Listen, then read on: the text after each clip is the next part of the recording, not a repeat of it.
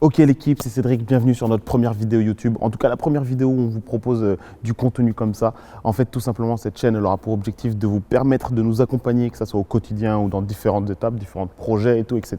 Et on va vous présenter des choses. Et aujourd'hui on vous présente le test de la Layup Revo 1 réalisé par une joueuse pro de Montpellier. Venez avec moi.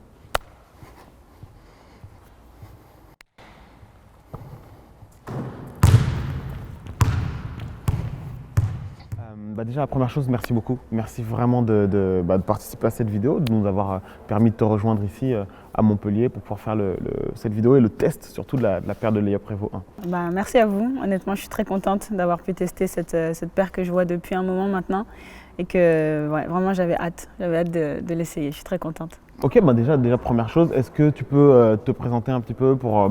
nous, on commence cette chaîne YouTube, donc il y a plein de personnes qui ne nous connaissent pas. Si toi aussi tu peux te présenter, comme ça on se présente tous ensemble, histoire qu'on sache à qui on a affaire. Je m'appelle Minia Touré. En vrai, je m'appelle Maminia, mais mon surnom c'est Minia. Donc j'ai 25 ans, je suis une joueuse de basket qui fait pas mal de choses à côté. Cette année, j'ai commencé avec le club de Braine et aujourd'hui, je suis avec le club du BLMA, donc à Montpellier, avec des joueuses super et je suis très contente. J'ai fait un petit parcours, je suis passée un peu par différents clubs. J'ai commencé à Arras, Landerneau, Lyon, Nice, Basketland et maintenant Montpellier, avec une petite escale en Belgique. Et en parallèle, j'ai fait toutes les équipes nationales jeunes et depuis peu, je suis internationale 3-3. Et je commence à avoir un beau palmarès. Je crois même que je suis la seule à l'avoir. Donc voilà. C'est lourd. Du coup, quand tu dis palmarès au niveau du 3-3, ça donne quoi? Je suis double championne d'Europe, médaille de bronze au championnat du monde, MVP championne d'Europe, MVP WS, vainqueur des WS. Les WS, ce sont les Women's Series. Donc c'est en gros le plus gros tournoi qui existe en fait aujourd'hui pour les femmes. Et en 3-3 international. Okay, c'est un peu l'équivalent du World Tour. Donc chez les mecs, c'est la plus grosse compétition. Chez nous, ce sont les Women's Series. Okay. Et du coup, je suis MVP de cette première édition. Du coup, tu joues en 5-5 et tu joues en 3-3, mais tu joues quel poste? Je ne sais même pas s'il y a des postes en 3-3. Je sais pas comment ça se passe. C'est une discipline à part entière. Okay. En 5-5, je suis une joueuse extérieure, donc je suis dans l'aile. Aujourd'hui, on distingue le poste 3 du poste 2 par ses habilités de post-up. Moi, après, je suis assez polyvalente, mais je reste dans le jeu smooth, beaucoup de courses, beaucoup de jeux de percussion également et de tir. Donc en 5-5, je suis plutôt dans ce registre-là. Okay. Et au 3-3, on te demande d'être polyvalent à mort. C'est-à-dire, tu dois être capable d'attaquer et de défendre contre n'importe qui, à n'importe quel moment. Donc c'est vraiment, pour moi, la panoplie totale d'un basketteur. Et c'est d'ailleurs pour ça que j'adore le 3-3. Et c'est une discipline à part entière, mais qui me permet, moi, en tant que joueuse, de me développer. Ok, et justement c'était ma prochaine question, est-ce que tu as l'impression que le 3-3, il te permet d'aller plus loin dans ton 5-5? Est-ce qu'il t'apporte un truc dans le 5-5? Franchement, oui. Déjà, moi, je l'ai vu. En termes de confiance, de responsabilité, c'est un apport maximal. Tu ne peux pas te cacher au 3-3, tu es obligé de t'exprimer. Le shoot, il est ouvert au bout d'une seconde, et tu dois le prendre parce que tu ne l'auras pas après. La fille en face, c'est LeBron James, elle est hyper costaud, tu dois défendre sur elle. Et tu ne peux pas te cacher parce qu'on n'est que 3 sur le terrain. Et c'est ça que j'ai bien aimé. Et c'est ça en fait, qui m'a valu de gagner en confiance et en agressivité dans mon jeu. Okay. Aujourd'hui, le moindre boulevard, je vais le prendre. Le moindre tir, je ne vais pas hésiter. Et c'est ça que j'aime bien. Ça m'a vraiment permis de me développer au service de ma pratique 5-5. Ok, c'est super lourd et tu le présentes très très bien. Du coup, je fais juste une parenthèse parce que tu as parlé de LeBron James, mais est-ce que toi, il y a un joueur ou une joueuse du coup qui te fait tilt ou que tu utilises un petit peu comme modèle, je dirais, tu vois, moi j'adore le basket. Je regarde beaucoup de basket. Dès que j'ai l'opportunité de le faire, je le fais. Je suis très fan de Kevin Durant parce que pour moi, il représente le basket que j'aime. Il est capable de tout faire. Il tire, il drive, il est smooth. Il est un peu dans mon profil aussi. Et c'est ça que j'aime bien, mais pas seulement. C'est-à-dire les garçons m'inspirent, mais aussi les filles. Et je fais un mélange de tout ça pour pouvoir, moi, essayer de construire mon basket. Chez les femmes, j'aime bien Ali Quigley, c'est une joueuse d'Euroleague. J'aime bien Petrovic. J'aime bien Julie Allemand, qui est aujourd'hui ma coéquipière. Il y a vraiment des joueuses en fait, qui m'inspirent de par leur QI basket, mais aussi leur instinct, leur jeu. Et ça j'aime bien. Donc je mélange tout ça avec mes autres inspirations et go. Ça, c'était des questions un petit peu annexes, mais du coup, si on revient sur la partie, sur la partie layup, en fait, la marque, quoi, tout simplement. Toi, tu portes quoi comme paire de chaussures habituellement, du coup, en tant que poste 2 ou 3, comme tu m'as dit? Moi, habituellement, j'aime bien les chaussures assez légères, proches du sol, qui me permettent, moi, de courir. Je suis une joueuse assez rapide, j'aime bien avoir quelque chose de léger. Donc, d'une manière générale, ce sont des Nike. J'aime bien aussi Under Armour, donc c'est assez souple, proche du sol, enfin tout ce que j'aime. Et par exemple, en ce moment, j'ai des Giannis Antetokounmpo et des Kyrie. Et du coup, tu utilises combien de paires de chaussures vraiment, toi, par saison, admettons Bon, je suis chanceuse. Une paire pour l'entraînement, une paire pour les matchs difficiles, pour les, je sais pas. Je suis chanceuse, j'en utilise pour le 5-5-2. Okay. Donc un semestre, une chaussure, et je termine avec une autre chaussure pour le 3-3 parce que c'est un sol différent, mais en vrai je pense que je pourrais en utiliser plus parce qu'on est tout le temps amené à jouer sur différents sols, différents parquets, et on va pas se mentir, ça envoie. Aujourd'hui j'ai 25, donc je ne suis pas vieille, mais on ressent ces changements de parquet et de sol, donc c'est hyper important d'avoir peut-être une paire pour l'entraînement que tu utilises et qui te permet d'avoir des amortis suffisants, et une paire pour les matchs.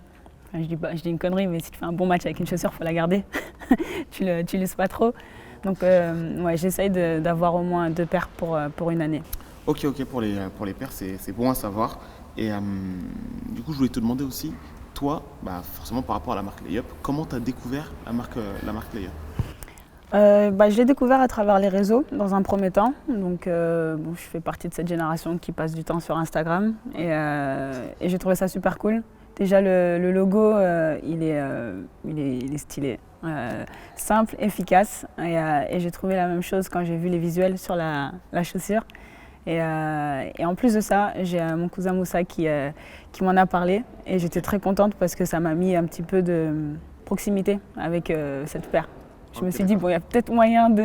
t'es plus proche, quoi. Ouais, voilà. Ok, c'est cool.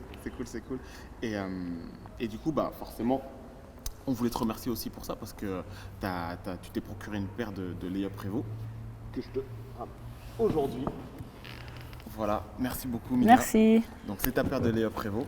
Et aujourd'hui, l'objectif de cette vidéo, c'est de tester cette paire de Layup Prevo. Donc, tu vas nous dire ce que tu en penses, et voilà. Donc, c'est let's go. Allez, c'est parti.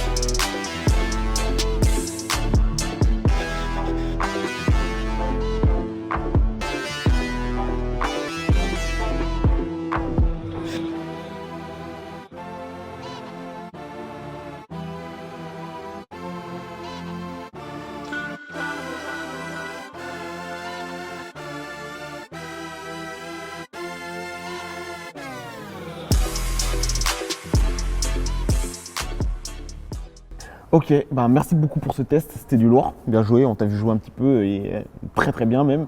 Et du coup, vas-y, dis-nous ce que t'en penses, premier retour, premier ressenti. Déjà, hyper stylé. La première impression que j'ai eue, c'est qu'elles sont limite plus fraîches en vrai que sur une photo ou sur Insta. Et très contente. Un petit flow sobre, épuré, tout ce que j'aime, parce que ça me représente un petit peu. Et donc du coup, une fois que je les ai essayées, j'ai vraiment aimé la légèreté qu'elles pouvaient proposer. Et hyper ingénieux le petit double lacet. Et une fois que je suis passée sur le terrain, ça va. Bon, j'ai glissé un peu, mais le parquet est un petit peu poussiéreux, mais autrement non, ça va, j'étais très contente. Il aurait fallu peut-être que je joue vraiment face à quelqu'un pour être encore plus sur des vrais appuis, mais en tout cas le peu que j'ai fait m'a vraiment satisfait. Ok, très bien, très bien. Bah, merci déjà beaucoup pour ce tour. Maintenant, on passe à une seconde étape, l'étape numéro 2. Et en gros, ce que je vais faire, c'est que je vais te dire 2 mots à chaque fois et tu vas choisir quel mot est selon toi le plus dominant sur cette paire de chaussures. Ok? Ok. Donc, admettons, si je te dis confort et esthétisme, qu'est-ce que tu penses qui est dominant sur la paire de chaussures? J'ai un joker ou pas? Design. Design. Ok, Laure. Je te propose légèreté et maintien. Qu'est-ce qui est prédominant selon toi dans cette paire de chaussures? Maintien. Par rapport à au double lacet. Par rapport au double lacet, ouais. Et je me sens vraiment bien dedans. Et du coup, une dernière série de mots. Si je te dis dynamisme, du coup, vraiment l'aspect traction et tout, etc. Et l'aspect amorti, tu aurais choisi quoi? Amorti. Ok, merci beaucoup Minia. Du coup, la vidéo touche presque à sa fin, mais j'ai juste deux petites dernières questions. La première, c'est si selon toi, il y avait des axes d'amélioration à proposer à cette première paire, tu aurais dit quoi? Bah, je dirais que les lacets, c'est tellement innovant que ça pourrait nécessiter un petit tuto, une petite explication pour pouvoir bien les attacher. Peut-être un autre... Ouais, non, je sais pas. Il faudrait que je joue vraiment, c'est-à-dire situation match, pour pouvoir me dire à quel point il y a des axes de travail ou d'amélioration. Mais non, pour moi, je pense que c'est le lacet. L'explication de comment ça se fait. Comment le porter? Ouais. Mais du coup, est-ce que tu la recommanderais à quelqu'un? Je serais prête à le recommander pour des joueuses qui ont un peu mon profil. C'est donc, comme je disais, c'est une chaussure qui est souple pour des profils un peu félins. Okay. Donc si je vois une fille qui, voilà, t'as pas une idée de chaussures, je recommanderais ouais, la paire de Revo. Ok, bah merci beaucoup Minia. Franchement, encore une fois, c'est vraiment un très grand plaisir pour nous de tourner cette vidéo avec toi, d'avoir pu réaliser ce test. Et surtout, merci d'avoir participé, de nous avoir soutenus en commandant ta paire de layup Revo. Je ne sais pas si tu sais, mais quand tu as commandé cette paire, c'était pendant notre période de crowdfunding. Et du coup, au moment où tu l'as commandée, tu participais aussi à une association. Au moment où on lançait la période de crowdfunding. Et du coup, à chaque fois qu'on recevait des fonds pour l'achat des paires, et on distribuait dans une association qui aide à chausser les enfants dans certaines parties du monde. Donc, tu nous as aidés et tu as aidé le monde autour de toi. Merci beaucoup, Minia. Merci à vous. Honnêtement, je suis très contente. Donc voilà, je vous envoie de la force et on se suit. Ok.